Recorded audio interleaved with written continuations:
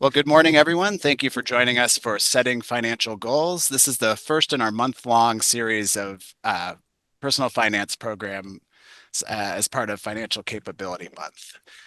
Before I hand it over to our esteemed presenters, I have a few quick announcements.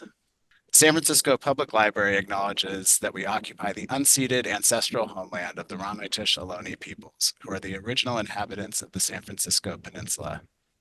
We recognize that we benefit from living and working on their traditional homeland. As uninvited guests, we affirm their sovereign rights as First Peoples and wish to pay our respects to the ancestors, elders, and relatives of the Ramaytush community. This event is presented by the Business Science and Technology Center.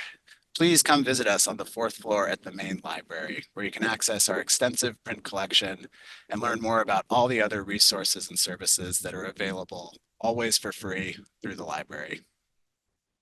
If you have any questions, you're always welcome to contact us through our chat reference service, which can be found on SFPL's homepage. You can also email us directly at bizscitech@sfpl.org or give us a call at 415-557-4488. And I will post this contact information in the chat once the presentation begins. To find out more about all the business and finance resources that we offer, you can head to the library's homepage. You can find us under the Research and Learn tab or go there directly at sfpl.org/business-science-technology. If you're interested in recordings of our past programs, please visit our YouTube channel. Our personal finance, small business, and jobs and careers recordings can now be found at a new URL, which is on.sfpl.org/success. And please note that after today's program, all participants will receive a follow-up email with a link to a recording, a copy of the slideshow from today's presentation, and a link to a very brief evaluation survey. Please take a moment to fill out the survey. We use your responses to improve our programs and plan new ones.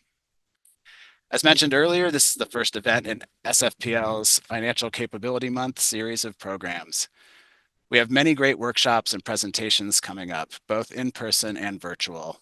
Some of the topics we'll be covering are estate planning, investing, property taxes, student loans, avoiding scams and fraud, retirement planning, and much more. You can get additional information and find links to register at on.sfpl.org/FCM.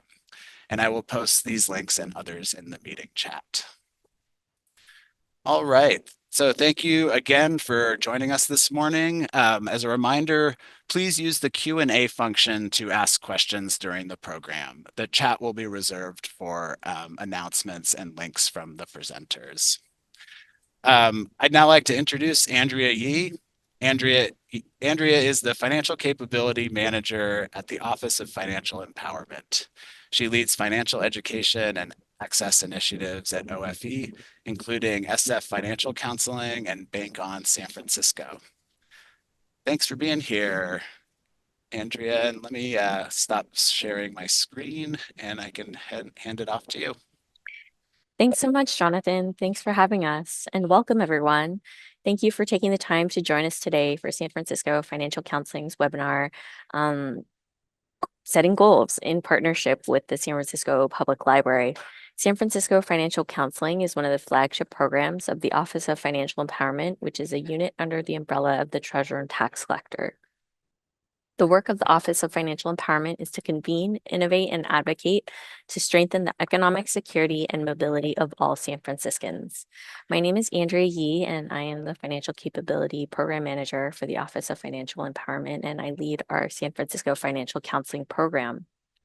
San Francisco Financial Counseling was formerly known as Smart Money Coaching, but we provide free one-on-one financial counseling services to anyone who lives, works, or receives services in San Francisco, and that's regardless of income or immigration status. San Francisco Financial Counseling Service are funded by multiple San Francisco city departments and are provided by 4 service providers who have expertise in financial capability services for various communities in the city. The SFLGBT Center is one of those wonderful service providers, and our wonderful counselor joining us today is from the LGBT Center. Before I introduce her, just a couple of housekeeping items. As Jonathan mentioned, please go ahead and submit any questions through the Q&A function, and we'll do our best to answer those questions as they come in, or we can address them at the end too if that works out better. This session is being recorded, and the recording and slides will be made available to all those who registered for this event, as well as the survey that Jonathan mentioned as well. Without further ado, let me go ahead and introduce you to Andrea. Andrea Carino was born and raised in South America and earned her degree from Caracas, Venezuela. She has over 10 years of experience in business and corporate law as a legal assistant and legal business advisor. She's passionate about combining her interests, career, and her background as a native Spanish speaker to empower others in her community. Andrea, go ahead and take it away. Hello, everyone. Thank you so much for being here today. This is going to be the first presentation for financial capability. So we're so excited to be the first one. Now I'm gonna share my screen. Now can everybody see it? Perfect. Okay, perfect. Let's move forward. Okay, so the topic for today is gonna be setting financial goals. So let's move forward. So as Andrea and Jonathan mentioned, let's keep the questions for the end. Financial counseling is a taxpayer-funded free program for San Francisco residents concerns about banking, budgeting, credit, and debt. We don't directly assist with financial planning, investing, or legal issues like bankruptcy or debt consolidation. And here. It's me, Andrea Carreño. I'm an SEC certificate financial counselor with the LGBT Center. Here is my contact. You're gonna receive the slides at the end, but here is my contact. Here is my phone number. You can send me an email if you have any private or any personal questions regarding your situation. Feel free to send me an email at the end of the presentation or this week. About us, the SF LGBT Center offer a various of free financial service, including housing counselor, small business coaching, employment services, and financial counseling, which is a one-on-one counseling for everyone in San Francisco. So in this presentation, we're going to be focused on understanding how set up financial goals, but we're going to talk about the other topics for you to start your spending plan and your action plan and how you can actually start working on your goals. Not just set up goals, it's like how you can start the process to achieve and be successful with your goals. So let's start with our relationship with money. It's one of the longest relationships that we have, and it's pretty tied to financial goals because the way that we set up our goals and the way that we relate it with our money and our resources is very tagged to how is that relationship? Like, do you remember your first experience with money? How do you think that first experience affect your money and relationship today? And when we talk about the first experience with money, it doesn't mean that you have a traumatic or bad experience in the past. It could be something that it was actually pleasant and it was good, but somehow affect your relationship with money once you're an adult. Very little formal education as a result of relying on feelings, stories, superstitions. Our money habits are hard to change, okay? Sometimes they're rooted in our psychology, emotionals, and deeply in our habitual and our behave, but more like our behave and our routine. So what is going to help you to identify how we can set up our goals and how we can achieve your goals is identify our values, okay, with the achieve with money habit. What are your values? Your values are the people, activity, things that are most important to you. What did you spend your money on this month? And what your values on spendings align? Are they aligned together? Do you think that you spend your money on things that are actually related to you and important to you? So think about those questions, okay? Don't go too deep, but think about what your values are and what your values and how your values are related to your money and your spending. If a stranger happened to see your bank account, credit card, bills, or checkbook, what would the person say about your values? Okay, so set up goals. Once we think, okay, what is the most important thing for me? But I want to set up financial goals. I want to move forward with my finance. If you could accomplish one thing with your money, what would it be?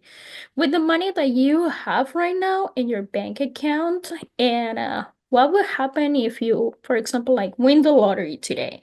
How would you spend that money? And what will be the only thing that you would like to accomplish? Think about those, about both scenarios. If you could do one additional thing with your money, what would that be? So, tips, make your goal smart.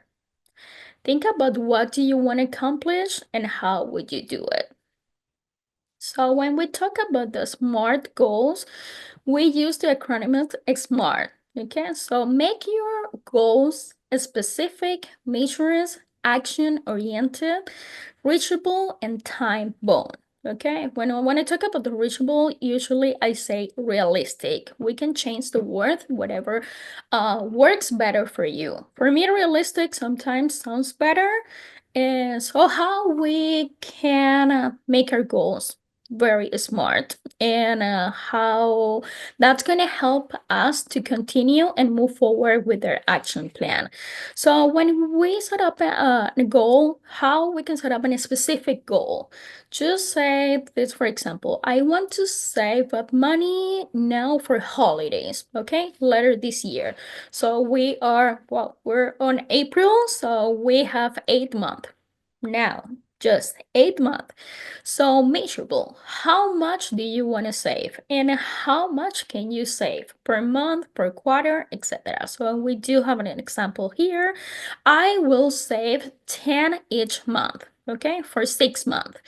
By getting cash at the ATM rather than the ATM change the feed, so I will have 60 extra for holiday gift by November 1st. Okay, so okay, is action oriented? Yes, I do have a plan for that. So I can just get the $10 every month from the ATM. So yeah, I can do it. Reachable.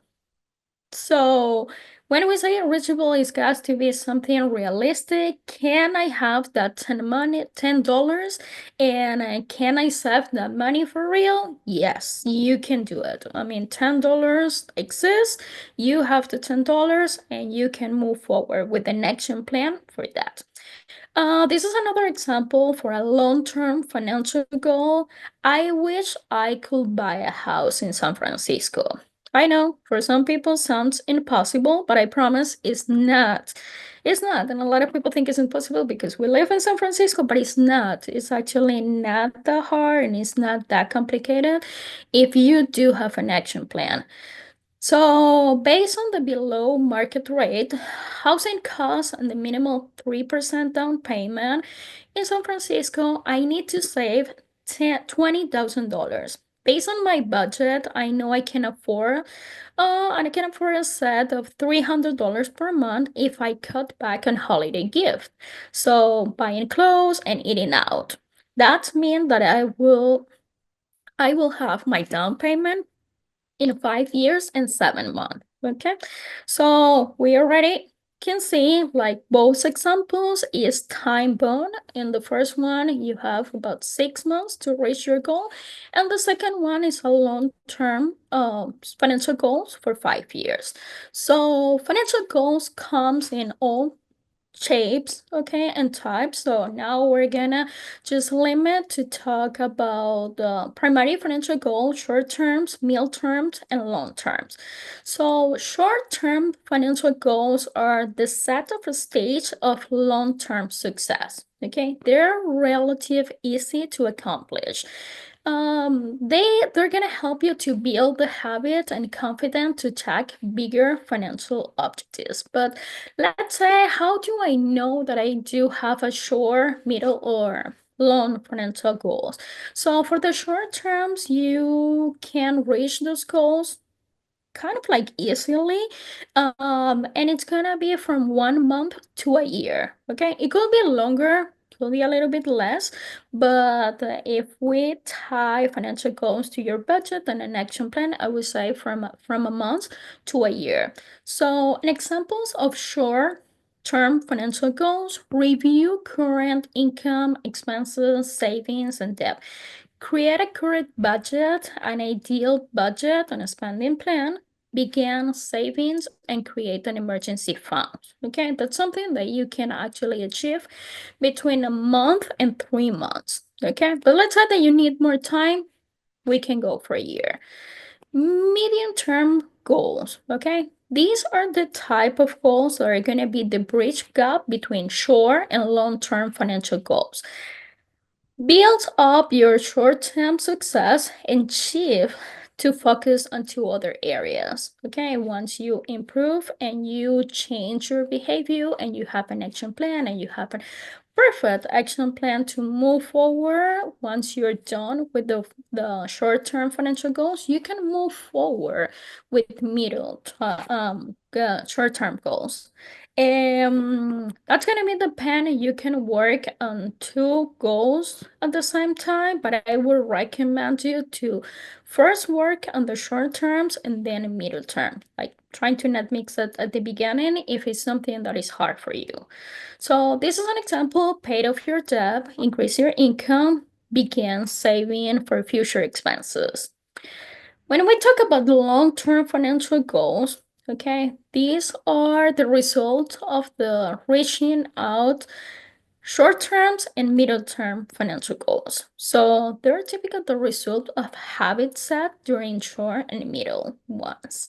So focus on your dreams and don't be afraid to have big ones. Okay, sometimes we're pretty good with our short term, sometimes we're terrific with our middle term, but sometimes we totally forget that we need to prepare for a long time for financial goals. Okay, so buying a house, it could be something that you can accomplish in a year, but sometimes you need at least 5 to save the down payment and save enough money to maintain your house for at least 2. So an example: purchasing a large asset like a car, a home, increase your credit score, begin savings for retirement. This is different than emergencies because for retirement, we need more time and we need to make their savings a little bit more stable. So how can I establish my financial goals? Think about what would you like to start doing or stop doing, and when. This is very important. Like, when do you want to start? So from there, explore and identify more information about your goal. This is an example. What would you like to have? I want to have money in case I have an unexpected expense. Okay, what will be that unexpected expense? Oh, what you were afraid of losing or not having in the future, near future or long, the middle term, more than a year?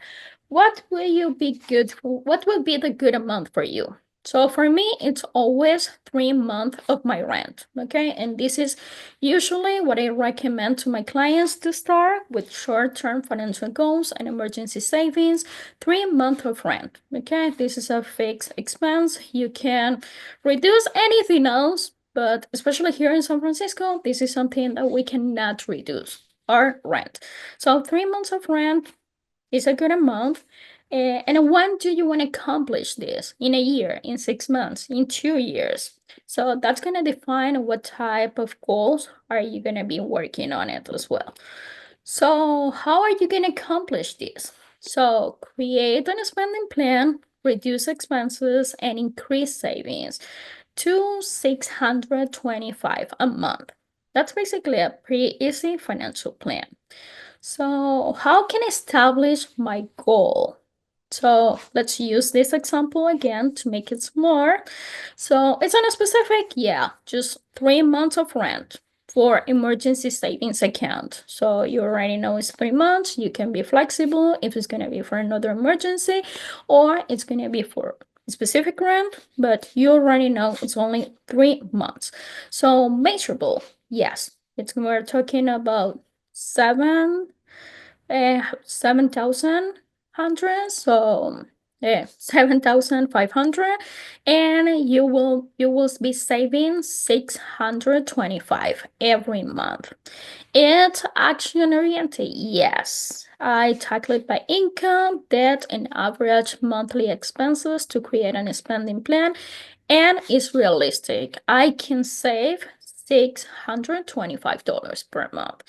Reachable, yes. But how? How can I make sure that I can achieve that every month? So by canceling some subscriptions, eating out for lunch only 1 day a week instead of five, using public transportations. So basically, it's like how you modify your budget every month to make it possible and have an extra of $625 per month. It's a time bond. Yes, I will move 625 from my paycheck every month for 12 months. This is an example just for the 12 month. That can be very. So creating accountability. So improve your chance of a stick to financial goal. So this is a tip. How can I stay motivated, but how can I have the discipline to actually doing it? It's not just, okay, Andrea, I work with Andrea, I'm her client, we already have the action plan, we discuss our action plan twice, but how can I do it for me? How can I do it? What is actually work for me? So here are some tips. Write down your goals. Post your goal where you can see them. So share your goals with others. Sometimes that helps because you feel some kind of pressure if you don't do it. And also because if you share that with friends and family, they're gonna be your first cheerleaders. So find a friend to work with in your financial goals and savings for a goal. Sometimes when you do have a partner, which is not your significant other, it could be a friend, and you can also share how they do it, and it's gonna be a good example to share for both. So why isn't a spending plan a good idea? An spending plan is a roadmap for your money. Help you to see where you are right now and keep you honest about your situation. So basically, your spending plan, just to make it very simple, is how you're gonna move your budget and what modifications are you gonna make. So that's actually the spending plan. But what's gonna help you to understand what is your actual situation and be realistic about how you can accomplish that goal. For example, like, yeah, you can move the 625 every month from your checking to your savings, but if you don't check your spending plan, then you're gonna be moving your 625, but you're not gonna be comfortable with the way that you're spending your money. If you are short at the end of the month, or I don't know, you're not paying your bills and you didn't check on your numbers. That help you to reach your goals and easily see if you have money for things that you need or want. Make a plan to get out of debt. So the big picture. An spending plan is a great tool, but it cannot fix everything. Okay? Border economy force can undetermined or effort to get ahead. Okay, especially right now, I know everybody is Sometimes sometimes we're kind of like struggling every month, and right now I think the economy is hitting a little bit hard on us, but it's not impossible to set up and achieve financial goals, I promise. But a difficult financial situation is often a reflection of economy injustice, not personal money mismanagement. And it's important for you to see this because it's gonna help you to be more kind with yourself. So let's take a moment to agree that let's do what we can, okay, with the existing system. We don't blame ourselves if we mess up on our budget. We'll look ways to get on track when and where is possible. So again, sometimes we can do everything that we can and we can push ourselves, but don't forget that there is other elements and there is other factors that could affect your financial goals. And you need to work with that because sometimes there is many things that we cannot change, but you can work in on yourself, but also gonna help you to be realistic about what your spending plan and your action plan is gonna be for the future. So what is the key of an action plan? So budgeting. Budgeting is the foundation of every action plan, okay, or every progress that you want to start, or every tool. It's the financial basic tool to set up financial goals. So many of us have a hard time sticking to a spending plan. Not for everyone. For some people, this is really easy, but the majority of us is not that way. It can help to take a step back. Think about our feelings around money. Those feelings and the unconscious stories that we tell ourselves about money often shape our behavior around money. Okay, so I know that budgeting can be super easy if you never had a hardship before, if you never had a hard time, if you never had a hard financial situation, but sometimes it's not that simple. Sometimes it can be perfect, manage your money monthly, but for example, like for some reason, you don't have any savings. For some reason, you don't have a savings account. Why? Because you never thought about having savings. You have never seen yourself with savings. So let's think about what are those mindset that sometimes doesn't let you move forward with your goals. And so here's the same thing. How can I create a spending plan? So here are some tips. Write down income and expenses, money that come in and money that going out. So spending by categories, okay? Check how much you spending on groceries, eating out, rent, how much are you spending on health insurance? How much are you spending on self-care?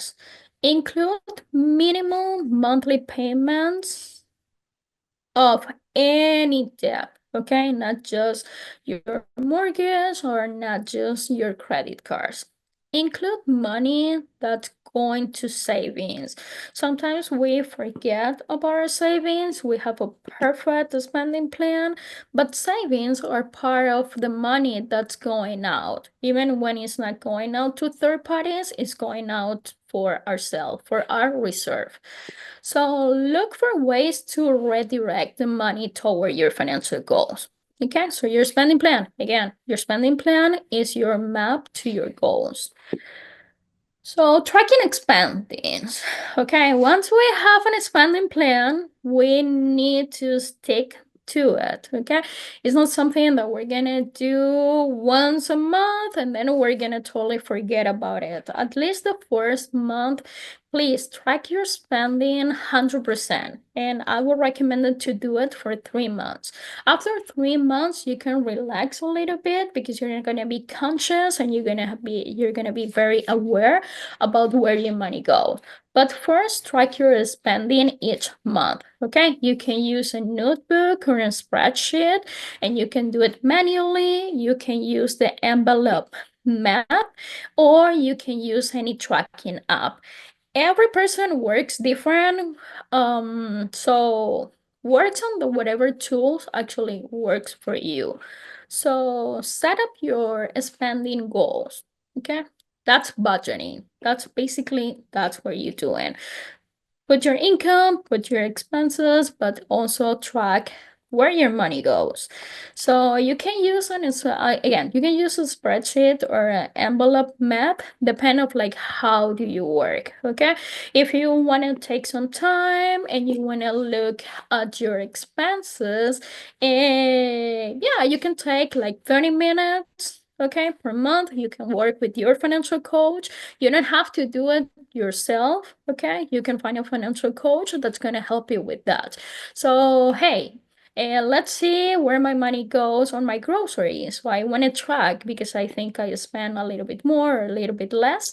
But maybe a spreadsheet doesn't work for you. Maybe you need an envelope so you can put the money, and let's say that you're spending $200 per month on your groceries. So you can use the envelope.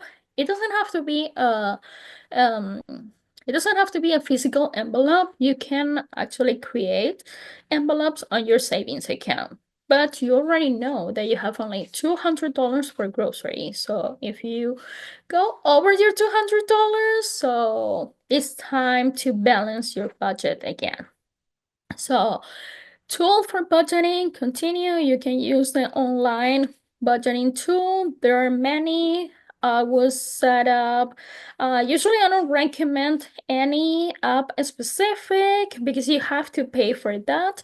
But there's others that are very inexpensive. So you can choose whatever works for you. I always choose my apps and my credit cards and my bank depend of the color. That's something very maniatic for me, but that's how that works. For other people, works more for numbers and shape of the app. Whatever works for you, your mind, and your brain. So this is an example of a spending plan that we use for our housing and financial counseling. This is something that I usually send to my clients after our first or second section. Okay, we go with the money tracker first. So it's kind of like an exercise to be aware where our money goes. And then when you're ready, you can be ready the first section, don't get me wrong.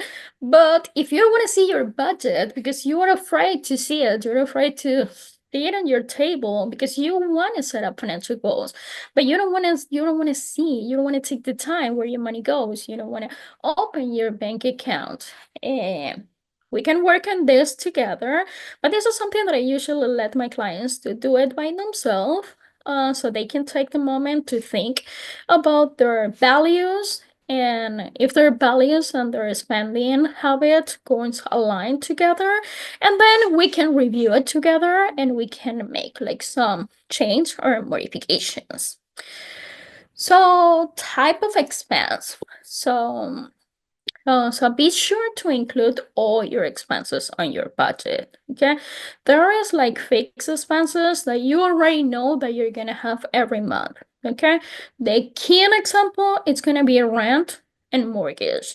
That's an amount that's not gonna change. Okay, for me it's my rent and school for my nieces. So I know that amount isn't gonna change. Sometimes change and it's a little bit higher, but these ones are the simple ones that you can work on it and you can work around these expenses. So there is also periodic fixed expenses that you don't have every month, but those are very, very important to include it on your monthly budget, because sometimes you totally forget about these ones, and these are the ones that it's gonna mess up your financial goals. You totally forget that every quarter you have to pay, I don't know, any services or bills. And then you have those bills, and that's where you think like you're sure or you're not doing a good job with your budget. And don't get me wrong, I don't want to be hard, but yeah, it's not ideal. Okay, so you need to include those ones, because if you don't include it, then that's gonna mess up for 3 months your budget again. And that's gonna be aligned with your savings, because if you don't include it in your monthly budget, you're gonna need to use your savings, or you're gonna need to use credit for that deficit. So flexible expenses change month to month. Okay, so I know that the flexible ones can be the hard ones to track, but I promise those are the ones that actually are gonna help you to achieve your goals, because those are the ones that you can convert in a fixed expenses if you can reduce it or sometimes increase. And so those are the ones that are gonna help you to reduce and save the money and reduce the amount and put it into your savings or whatever financial goals you're working on it. So revolving expenses, obligations to pay to creditor for goods or services, those are important to include. It can be tricky sometimes, but we need to include at least the minimal payment. So okay, so what if I come up short and I do have a deficit on my budget, Andrea? What can I do? Okay, once I'm done, once I already set up my goals, once I check my budget, what am I gonna do now? I'm not afraid of my budget anymore, but I just realized that that I do have a deficit every month. So it make it possible to increase your income. Okay, so I know that every single number, okay, has a limit. And when I talk about limits, it's like once you reduce all your expenses, there is a limit for everything. Okay, you can reduce your $200 grocery to 50. But if you reduce a little bit less, that means that you're not gonna be eating for like 3 weeks.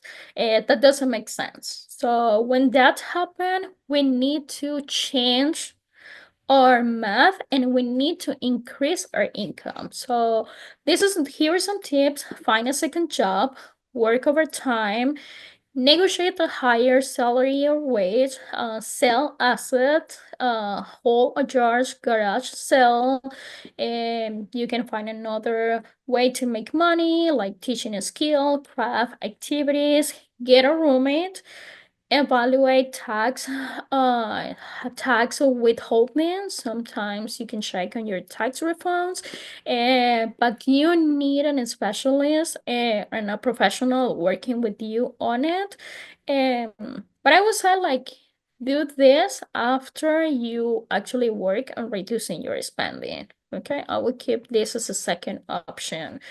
um so again, can I find less expensive ways to meet my need? Yes, you can always find ways. Okay, just because there is a limit that you cannot reduce anymore, there is always ways to do it.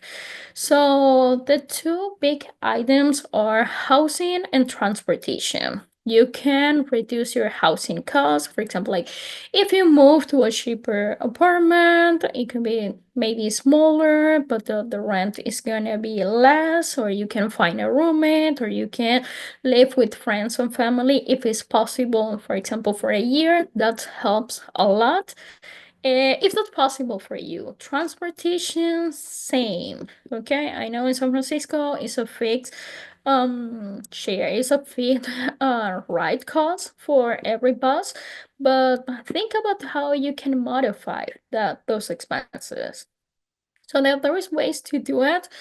Other ways to cut costs include spending less money on wants, negotiate lower payments while on debt, reduce or eliminate ones. If you cannot eliminate, reduce and change the frequency of those services helps a lot, I promise. Just give me 3 months doing it, and I promise that you're gonna see results. So cancel or downgrade services, especially those services that you don't use that often, but you are used to it to have it, but you don't use it anymore. Limit miscellaneous spending or change the frequency. Stick to shopping lists, especially if you are the type of person that go to Target and your plan is spending $100, but you ended up spending 200. I promise that's happened to me a few times, but if you stick to the shopping list, that's not gonna happen to you.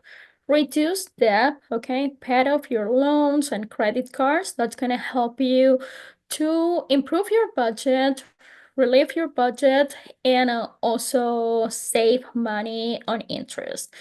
Move to more affordable housing, we already talked about it, and reduce insurance cover to lower premiums, but don't cancel it. Okay, I will talk to my clients about the insurance cover if it's possible.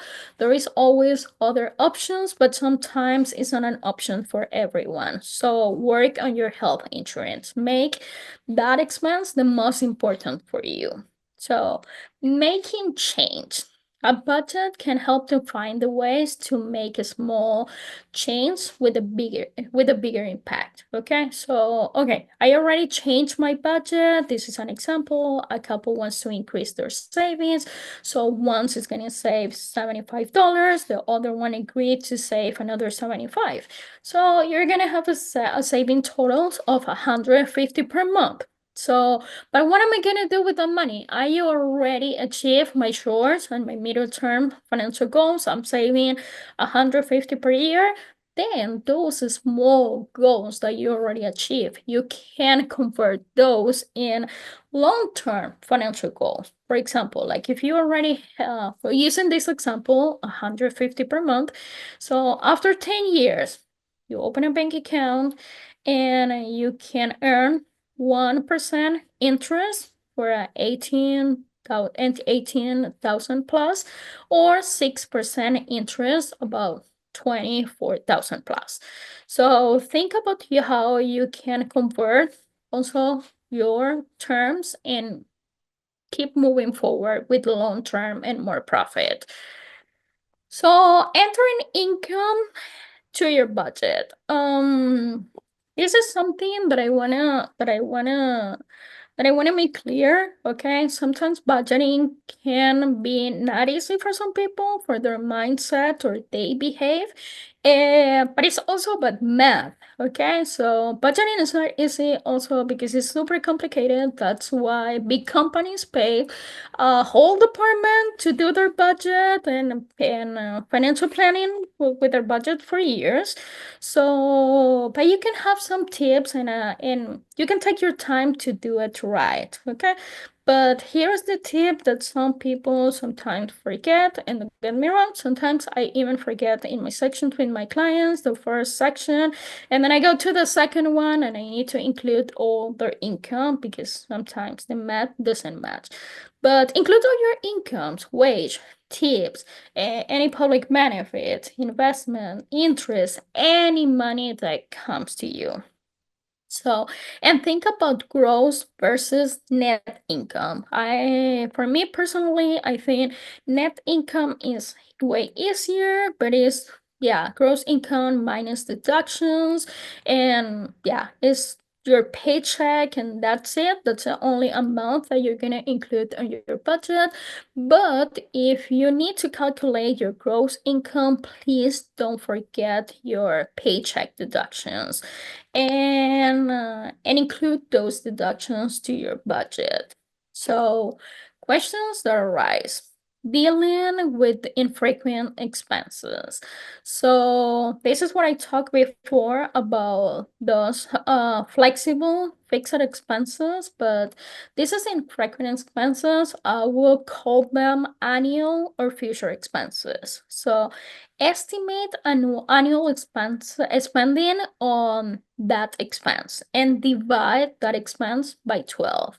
So for example, like car registration, DMV, or any maintenance for your car. So car registration is gonna be $250 a year. So please save $21 per month. I will separate that one from for my savings, but whatever works for you. If you want to build your emergency savings and include your future expenses, that's perfectly fine.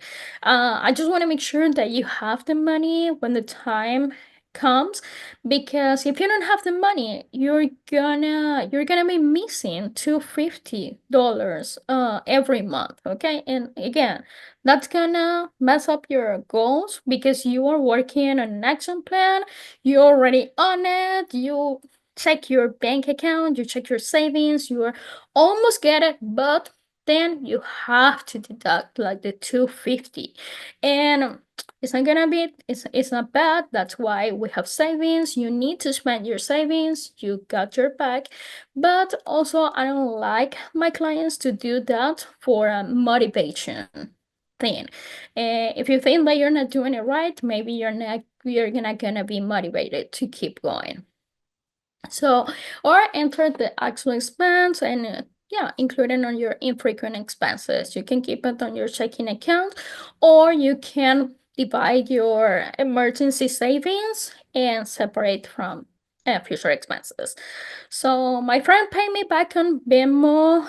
Yeah, transfer that money right away to your checking or your savings account, or just enter the payback income.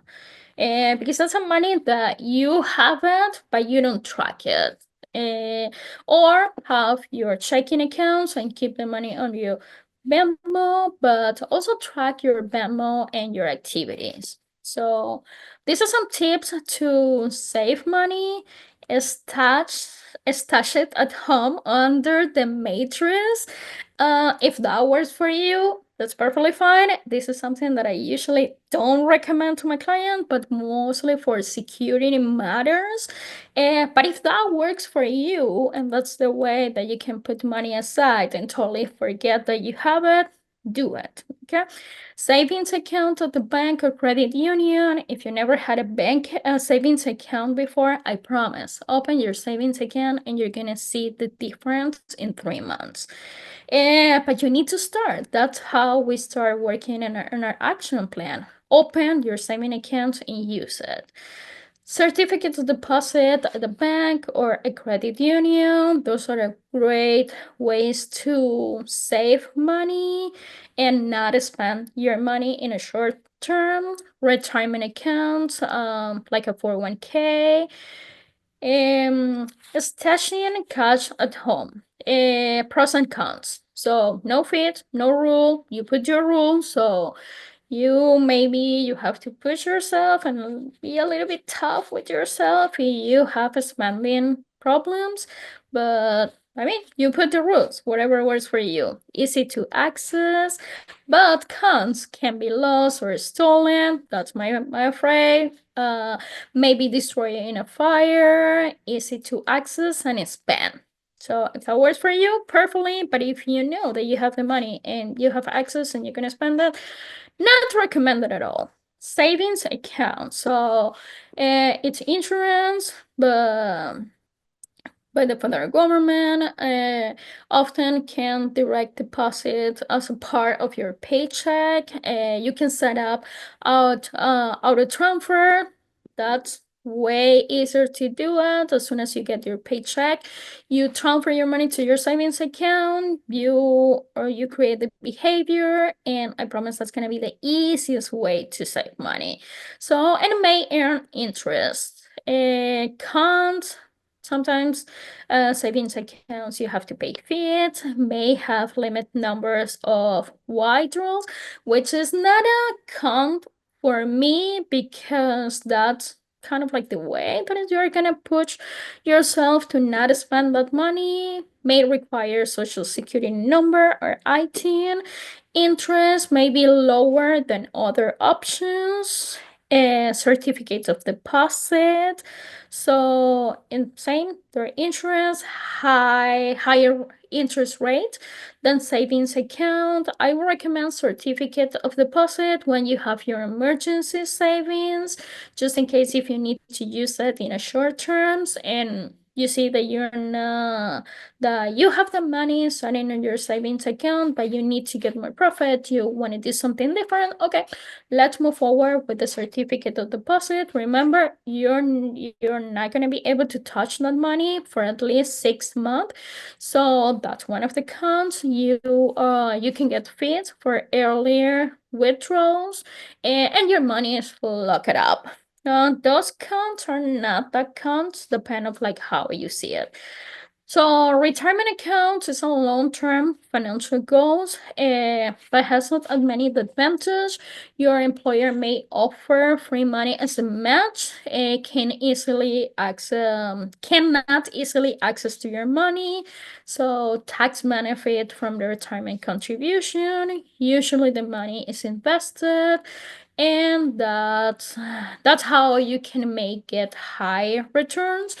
Cons, plan rules can be accomplished, and you're not gonna even see it. Penalty for taking money out earlier. Hard to know which plan is better for you. Usually the money is invest and that come with high risk loss. So, but I don't have any extra. So I don't have any extras for savings. So what can I do? Can I find a room in my budget to put toward my savings? So I already did everything that I could, and yeah, I tried so hard. So savings may have to wait. Okay, don't push yourself, don't get in a rush. Maybe you need to change the way that you're doing that you're budgeting, or you have to change your action plan. Okay, and that's why it's so important to keep tracking your progress, because if you track your progress and you see that something is not working, you can change the way to do it. So saving may have to wait, or ask yourself, do I have any expense that are in line with my values? Again, so it's a good time to recheck. What am I doing with my money? What can I reduce? Or I don't have any option. I need to increase my income. Can I go after a big win? Of course, a new job or a raise, more affordable transportation. And sometimes we have a lot of things on our plate. And oh, Andrea, I already work on my housing situation, but now my issue is transportation. Yeah, my transportation spendings are higher. Okay, so it's a matter like you're gonna be budgeting and you're gonna have a perfect action plan in a month or maybe 3. Every modification may have the consequence of other ones. So value, needs, and wants. Rank expenses in order of most important and less important to help with decisions. So what we're gonna cut. And tips for to build your savings: include your savings goals in your budget. Please don't forget to include your savings. At least $5, $1, $2, whatever you can save. And sometimes we don't have any money at the end of the month, but it's about how we behave with our saving and how we take our savings with the same importance that our rent, for example, and how you don't change your behavior to transfer from your checking account to your saving. So it doesn't matter if you're saving $100 or the 625 that we talked before. If you have $5 left, please do it. Okay. So another way to accomplish goals, which is one of the basic and primary goals, is going to be the type of debt that you have. I'm not gonna get into deep type of debt, but it's important when you are when you are creating your action plan, think about what type of debt do you have, because this is gonna help you to work on debt financial goals, but also find ways that you can relieve your budget and how you can cut expenses and how you can actually save money. Okay, so there is type of debt: mortgage, student loans, auto loans, credit cards, and other high interest rate. So focus first on paying down high rate debts and interest rate. There is many ways to do it. Okay, don't be hard on yourself, and there is always ways to find a solution if your action plan doesn't work and you feel like you are behind achieving your financial goals, or there is no action plan or an easy action plan that works for you. So if you're having trouble making credit card payments, try to negotiate with your creditors. Ask about the hardship plan. If you don't qualify for a hardship plan, you can find other ways to do it. Consider like credit counseling, debt management plan, consolidate your debt, let account charge off. If you feel like you're dealing with too much and your debts are heavy to hold it for a long time, and yeah, keep in mind and charge off. This is something that I wouldn't recommend. And then debt settlement. The other option, which is gonna be the last one, is gonna be bankruptcy. But if you get to the point, include it on your financial goals. Okay, I always use an example from my client. Bankruptcy. It's like filing divorce is a legal solution for a situation that you cannot handle it anymore. We're almost done. So yeah, to finalize tips, write it down your goals, make a money map toward your goals. And the most important thing here is you don't have to do it yourself. If you want to have an appointment with a financial counselor that can help you and you want help with your action plan and set up your financial goals, here is my contact. But always remember, you don't have to do it yourself. So I know we're almost out of time. But I want to finalize with this. Always embrace your budget, embrace your financial goals. And Steve Kerr say something when they lost the championship. And they say, okay, you lost the championship. We're going to feel that way when we fail in our financial goals. But he say, my game doesn't change. Okay, think about that when you think about your financial goals. If something goes wrong 1 month, the second month, the third month, your game doesn't change. Focus on your financial goals, get up, work on your action plan, and if you need help, again, you don't have to do it yourself. So I think we got to an hour. Let me check in here. So there is a few questions. Tax advice. It's totally out of our scope, but there is a beta program in the city, and there is also other tax preparers.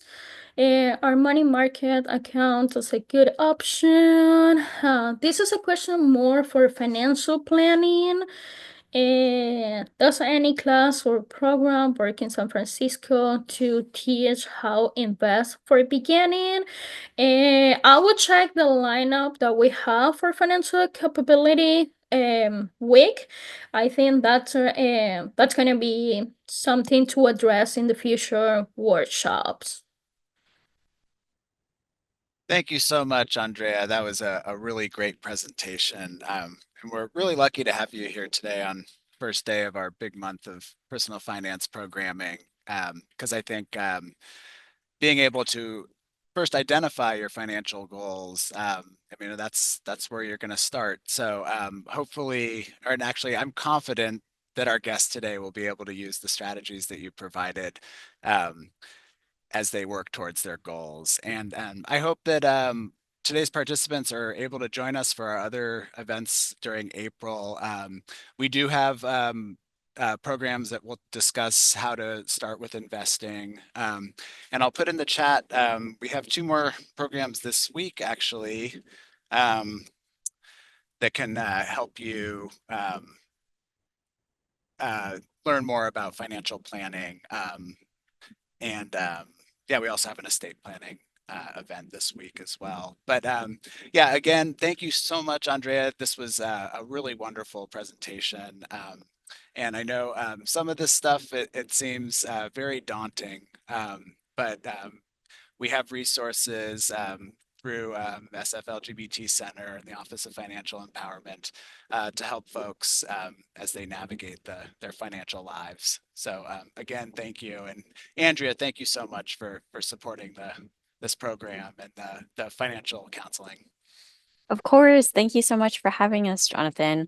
I just wanted to, reiterate with what Andrea and Jonathan were saying about, it can be it can seem like a very overwhelming and daunting process, but we have a lot of resources to help you.